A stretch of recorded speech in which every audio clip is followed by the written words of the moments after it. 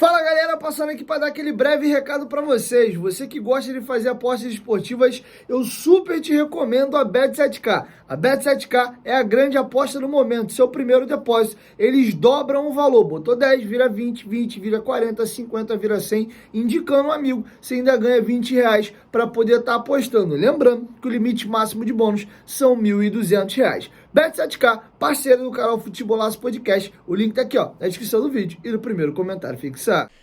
Agora, eu já vi N narrativas aqui, Júlio. Uma do Otto, uma do Estrada, vi uma aqui do Fonseca. Cada pessoa me contou uma história diferente, uma história que pôde encaixar na outra, mas ninguém melhor para contar o episódio do que você, porque a briga foi contigo. Vou te dar agora as narrativas. O Otto, na cabeça dele, ele até fala que antecipou aquele golpe, não que ele ajudou, é que ele... isso vai dar merda, hein? Pelo menos foi o que o Otto disse aqui. Acho que ele já sabia que aquela banda que tu tomou do Campelo iria acontecer. Na visão do Otto, e tá gravado, tá aqui no canal, quem quiser assistir o episódio depois fica à vontade, ele disse que o grande problema daquela eleição, tô falando, referindo a briga sua com o Júlio, sua com o Eurico, era que ele queria que entrasse o Campelo, que o grande acordo era aprovar as contas dele. Ele sabia que caso você entrasse, ia haver um monte de coisa errada ali, as contas dele seriam reprovadas. Na visão do Otto, esse é o acordo. Já na visão do Carlos Fonseca, ele já me falou, cara, eu não sei se é bem isso não. Acho até que não era nem o Campelo que ia aprovar as contas. Talvez que iria aprovar o Roberto Monteiro. Acho que o problema do Eurico era mais pessoal mesmo com o Júlio, e ele não aceitava de forma alguma perder uma eleição para o Júlio.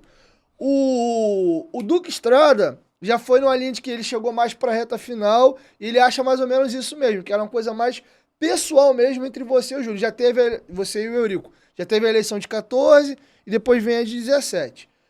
Júlio Brandt falando, por que você acredita, na sua visão, qual era o grande acordão ali entre o Campelo e o Eurico, se é que você acredita nisso, porque o Campelo diz que não teve acordo nenhum. Qual não teve acordo nenhum, como é que ganha, então? É o que ele diz. Na sua visão, que participou das duas eleições contra o Eurico e tomou a banda, qual foi a grande junção na sua visão ali entre o Campelo e o Eurico, se de fato realmente aconteceu, e por quê? Qual era o teu grande problema com o Eurico vindo da parte do Eurico? Bom, primeiro é o seguinte, tem que levar em conta que todo mundo fala, se a gente já sabia, a gente já sabia. Nós também já sabíamos. Quer dizer, aquilo era uma coisa óbvia, porque existia um controle do quadro social dentro do conselho e que a gente já tinha detectado essa movimentação pela própria condução que o pessoal da Identidade Vasco, na época que o Campelo fazia parte do grupo, já estava conduzindo daquela forma, né? Não, fica tranquilo, vamos votar junto no conselho e tal, não tem problema não. Então, a gente já sabia que esse risco poderia acontecer, desde do início do processo. E também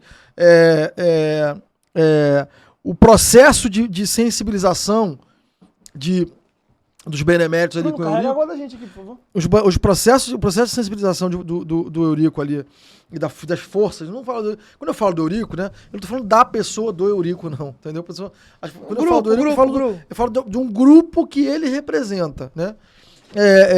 Acabou por ser muito diferente daquilo que a gente entendia que seria a sensibilização. Ou seja, a sensibilização não era política. A sensibilização era por interesse, né? E nós não estávamos dispostos a entrar no jogo de interesse que estava se colocando ali na mesa, que foi colocado pra gente também, né? Obviamente. E eu falei, olha, eu sou muito novo para entrar nesse processo. Eu tenho 30 anos a menos que vocês. Eu vou ter ainda 10 eleições pela frente, pô. E não vou fazer o processo desse, até porque eu não concordo com esse tipo de coisa, né? Então, naquele momento, a gente começou a perceber que existiam outras questões em jogo ali, que não somente a questão de sensibilização política, né? E aqui o Eurico, ele obviamente que você perguntou assim, que você acha que era o quê? Que era pessoal ou que era o medo das contas? Eu acho que eram os dois. Eu acho que eram os dois.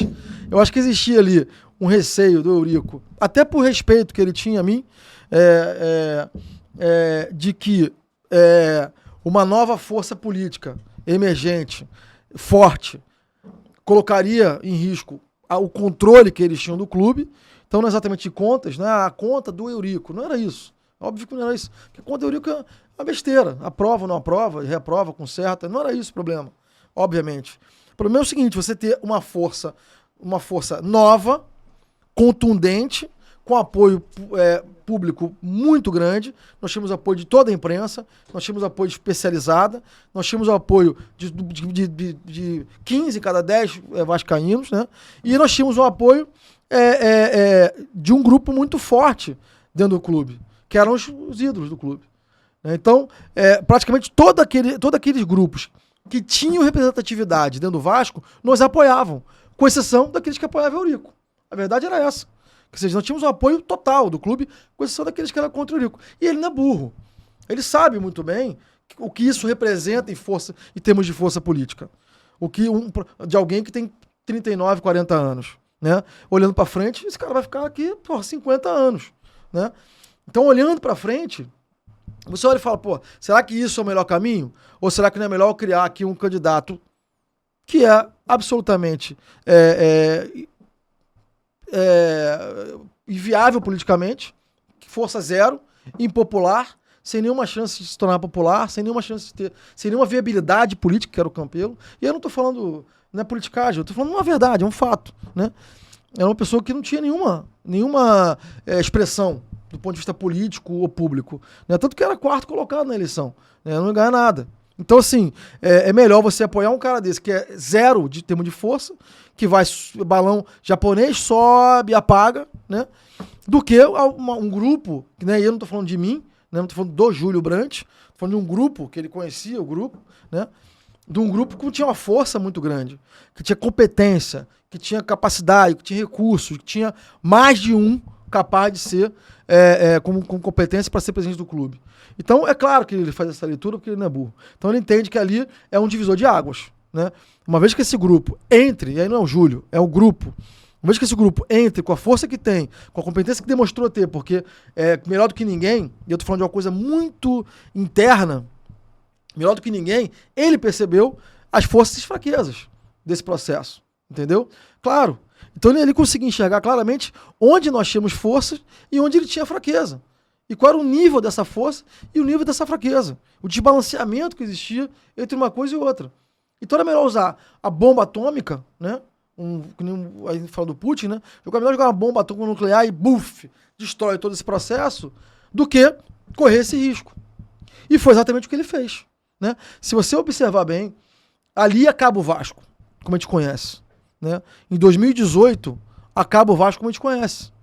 Por quê? Porque ali a política entra num processo tão forte de distropia, tão forte de desorganização, porque todo o processo do Vasco ele é montado com uma lógica política, entendeu? Quando você destrói essa lógica política, que foi o que aconteceu em 2018, todo o processo ele se entorce ele entorce de uma forma tal que depois não tem mais correção, entendeu? Então o que ele faz ali, de fato, é uma bomba atômica. É como se fosse aquela criança que está perdendo no jogo, bate na mesa e pluf, cacete. Os dados foram todos pro lado e acabou o jogo. Precisa começar de novo, porque esse jogo não tem mais como jogar. Porra, voou tudo, entendeu? Foi mais ou menos isso que aconteceu. Então ele, percebendo isso, ele jogou a bomba atômica, pum, e destruiu o processo. Aquilo ali era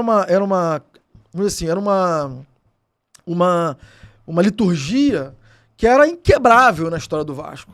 Né? Ou seja, o candidato que ganha na eleição de São Januário, no quadro social, na Assembleia Geral, né, ordinária, na AGO, ele vai ser ratificado pelo Conselho Deliberativo. Sempre foi assim, em 100 e tantos anos de clube. Nunca foi diferente. Né? Na medida que você explode esse processo, você acaba com essa lógica política. E aí o que acontece? Vai para o Conselho Deliberativo. Aí é a lógica do dividir para controlar, né? Que funciona muito bem. Vai para o Conselho Deliberativo, sei lá, 7 grupos, 6 grupos, cada um com o mesmo tamanho um do outro. Quem tinha menos grupo era o presidente. Né? Então, do ponto de vista estratégico, é perfeito. Se você olhar bem, você fala, cara, da lógica que eu estou colocando aqui, é perfeito. Você coloca um presidente débil, politicamente inábil, que era o Campelo, absolutamente incapaz de criar pontes, de criar relações, isso está provado, sempre esteve sozinho e saiu sozinho, né, desse processo. Sozinho, isolado, então, teoricamente, a maior força do clube, que é o presidente, isolado, portanto, dependente. O presidente que está isolado é dependente, precisa de voto. Então, Então você tá ali, depende de negociações. Você trouxe força para quem? Para ele de novo. Né? Quem ganhou aquela eleição foi o Eurico. E eu falei isso na entrevista para a Sport TV, no momento no final daquela eleição. Falei, hoje o grande vitorioso da noite é o Campelo, é o Eurico. Ele ganhou essa eleição.